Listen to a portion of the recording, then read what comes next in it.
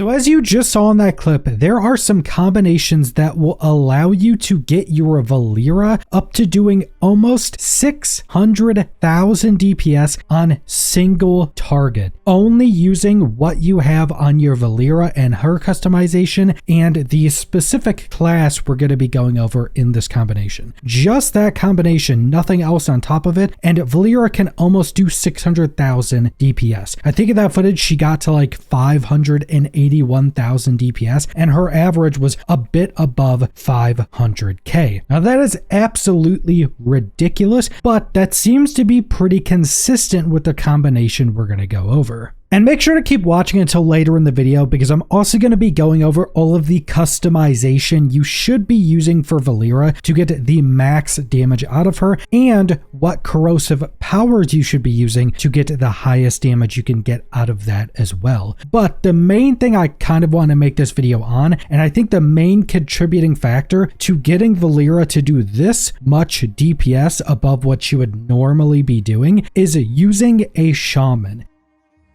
And more specifically, a restoration shaman. And there's a few things with this, but it seems that the one buff a shaman can give a Valyira, which is Wind Fury, seems to be absolutely supercharging her DPS. Now, Wind Fury is just your shaman buff that gives a 2% mastery increase and a 20% chance for your auto attacks to strike a second time. Now, that second one is very obviously going to have a really high damage increase for Valyira. And if you don't know, when you're using a healer with Valyira as a tank, or just Valyira as anything, she does a lot more damage at a baseline than if you're using her in any other role. And that's not only because of the big damage buff you can keep stacked on her from healing her, but just her kind of base damage scaling is much higher when you're playing as a healer. So also keep that in mind. But running with Valyira as a tank, as a resto shaman, is still doing damage way outside of the norm, because if you don't use this buff or any of your other buffs on Valyira and you just go run with her as a restoration shaman, she's doing pretty similar damage to other healers. And more specifically, I went and tried her with all 4 of the healers I've been playing, and while there is some small variance, I think because they probably tune her a bit differently depending on which healer it is, because specifically when I ran with her as a holy paladin and her as a tank, the DPS was pretty similar between that and the restoration shaman without using the Wind Fury buff. But running with some of the other healers, specifically Mistweaver Monk and Disc Priest, it seems that her base DPS or base damage was a little bit lower as those healers. This may just be random variation, but it did seem like they scale her damage when you're playing a healer, depending on what healer spec you are, because certain healer specs just do more damage inherently. And like mentioned, when Valyira is a tank and you're playing a healer and you keep healing her, you get a stacking damage buff on her that can go up to 12 times. It falls out pretty quickly, so the game essentially just wants you constantly healing her to keep up that buff, because at 12 stacks, it's an 80% damage increase for her. And that also means that her base abilities are massively scaled up compared to other things like Curios. So her auto attacks as a tank, when you keep her damage buff stacked, is pretty ridiculous, but when you're using Wind Fury as a restoration shaman, her melee becomes her highest damaging ability, which if you saw my previous video going over one of her new poisons, that's actually pretty ridiculous, because one of her new poisons does such an absurd amount of damage that her melee attacks getting above that is ridiculous. Now, I'm also not sure if any of her other base abilities are scaling off of this chance to double strike with auto attacks, because I'm not sure if things like her killing strike can proc off of this, because sometimes when I'm running with her specifically as a restoration shaman and she killing spree stuff, it just like kills everything and it does some ungodly amount of damage. And specifically, it seems it's doing a lot more damage than it does running her as a tank with other healers. So there may be some amount of scaling for other abilities that go off of auto attacks, but you really do notice the massive increase in auto attack damage you get with this Wind Fury buff when you're against a singular target, because her auto attack damage is just absolutely ridiculous.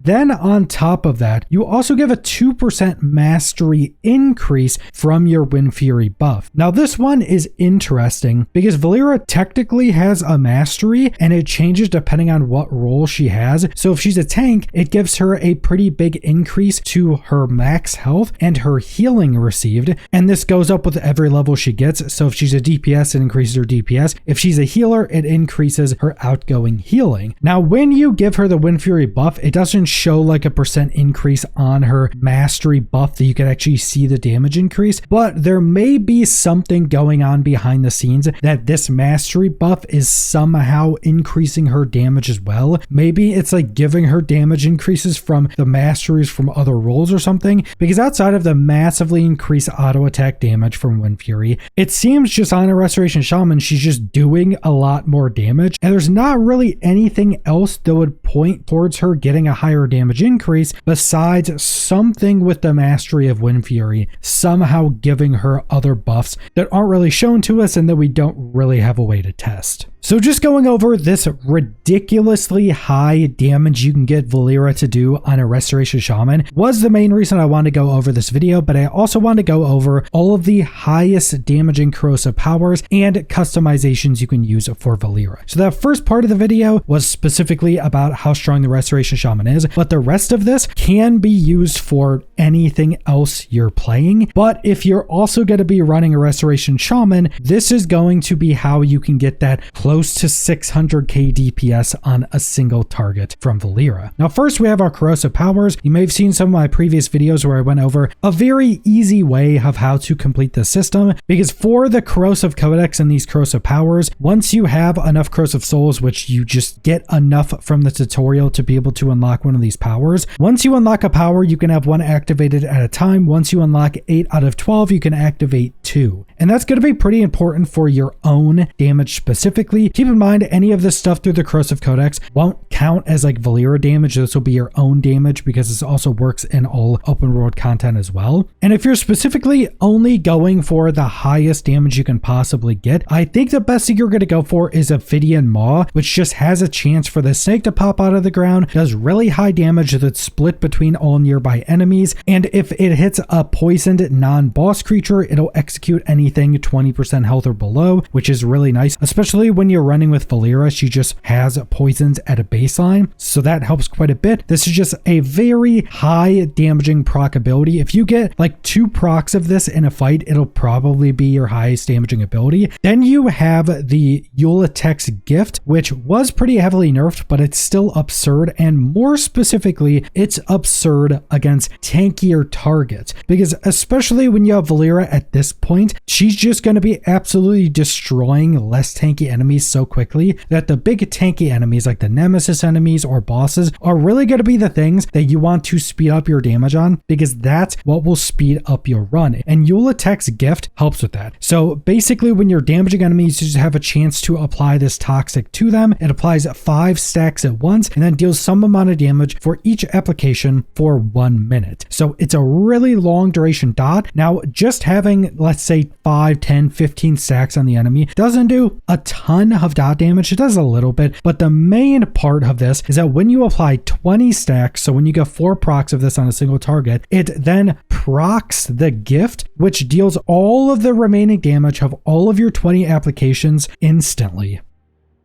And keep in mind, this is 20 applications, all of which have some amount of damage it'll be considered as, and they all last for a minute. So that is a lot of damage, and you will notice if you're in a boss fight and you just remove a massive chunk of a boss's health, it's this. I've seen this proc for me up to like 700,000 damage, so it's pretty ridiculous, and I'm not 100% sure on this, but it does seem that in Delves specifically, this may be actually doing a lot more damage than it says it's doing on a DPS meter, because I've gotten it procced for like 400k before and it did like half a boss's health. So I think sometimes this is just proccing some crazy damage and your DPS meter isn't detecting the correct damage. So there might be something happening with that sometimes when this Eulatek's Gift procs as well. But for overall damage, I think that's the best codex powers you can get. I think another actually really good one that's probably underrated is Insidious Venom. Chance during combat to poison yourself, lowering all of your second secondary and tertiary stats while greatly increasing your intellect or your primary stat. From some stuff I've seen, this may just overall end up being a really high damage increase as well. But if you're specifically playing a healer, just the damage proccing things are going to be much better than increasing your intellect, which isn't going to be that big of a deal because your damage isn't really what you care about scaling that much. And then we have our Valyira customization. So you have her role. Obviously, you're just going to be changing this depending on what role you're playing. If you're a healer, I would pretty much always run tank. Damage dealer can be maybe slightly better just because Valyira can execute bosses at 30% life, which can save you some time. But as we just went over, the DPS you can get out of Valyira, even if you're not on a Restoration Shaman, is ridiculous. So I would still always just run her as a tank. And if you're a DPS, you can also run her as a tank unless you're really under geared, because she also summons her little soul thing when she gets to the life. Just damage that or put a dot on it and it fully heals her up. And if you're running as damage and you run her as a tank, she still does comparable damage to her as a damage dealer, but she keeps aggro off you so you don't die. And then if you're running a tank, also run her as a damage dealer because she will just do a lot more damage and you can just keep yourself alive. Now for the real customizations, we have first her poisons. Now if you haven't gone and done this, there is a quest at the Delvers area to talk to Valyira. She just has a quest where you play as her and do a small objective, and then the quest is complete. That will give you the 3 new poisons of 12.1, and the one you want to be using for pretty much anything you're doing is Bursting Toad Toxin. Essentially, she poisons her blades and your blades. Anytime you or her damage an enemy, you have a chance to put this Bursting Toad Toxin on the enemy that does damage every second to them for 8 seconds, and that damage is in an AoE, so it also pulses that damage. Now, no matter who applies this Toad Toxin, whether it's you or Valyira, it counts as her damage and it's scaled as her damage. I would recommend going and watching one of my previous videos where I go over this specifically. This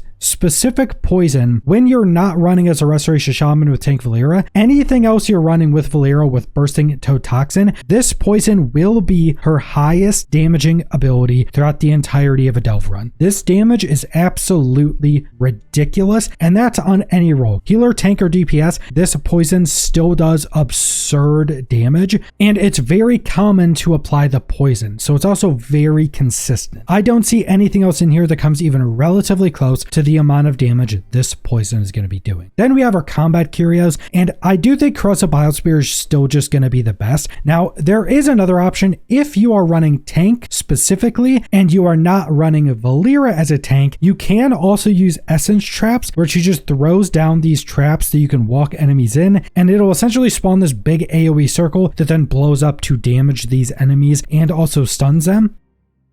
And the damage of these Essence Traps actually seems to be pretty decent. So you could definitely try out Essence Trap and try it compared to Corrosive Biospear. But Corrosive Biospear is also pretty crazy. And for some reason, Corrosive Biospear sometimes just insta-kills enemies. Legitimately doesn't execute them, but just does enough damage to instantly kill them. It's happened a few times to me. I'm not sure what is actually causing it. Outside of that, Corrosive Biospear still just does some pretty good damage anyway. Then for your utility Curios, you actually have a few options. You could technically use any of these, but the bottom one, which is Venom Infusion, you just take damage over time and then you get haste depending on how much health you have lost. But realistically, no matter what you're playing, you don't want to be low health. If you're a tank, you never want to be low health because even white hits in like tier 11 delves can still chunk you pretty heavily. If you're a healer, you always just want to be spam healing anyway. If you're a DPS, you still don't want to be low health anyway. So I don't think this one is really that good, but you have Dundun's Favor, which you can just walk over any of the mislaid Curios on the ground, it auto picks them up, which is nice because if you progress into the Delver's Journey, you'll also be getting big stat buffs from that. And then when you're in combat, these little globes just spawn on the floor, you step on them and it just procs some damage on enemies. But I think the best one is Soul Crack and Dreamcatcher. When you interrupt an enemy, they take 20% increased damage for 25 seconds. That's it. And a lot of enemies in Delves, especially a lot of bosses, do have casts, so that's just a massive increase of the damage they will be taking. And also keep in mind, this should also be proccing when Valyira interrupts stuff. And Valyira has the, AI interrupting. So if you're, say, against a boss and her interrupts up and they start a cast, she will instantaneously interrupt it. If you're, say, on a single target, she will pretty much keep this up on an enemy 100% of the time. So I definitely think Soul Cracking Dreamcatcher is the best, but there are arguments for Dunda's favor as well. So between all of these customizations for Valyira and these Corrosive Codex powers, and then also using a Restoration Shaman if you want to massively increase your damage, Valyira is going to be absurdly strong no matter what. But like I mentioned, for whatever reason, using a Restoration Shaman, using your Sky Fury that I've been calling Wind Fury, but it's the same buff that Wind Fury Totem used to give, but using this buff on Valyira, playing as Restoration Shaman, for some reason just makes Valyira absolutely ridiculous in terms of DPS. She just destroys everything, and you just complete delves so much faster doing these specific things and using a Restoration Shaman. But that's all I want to go over, so thanks for watching.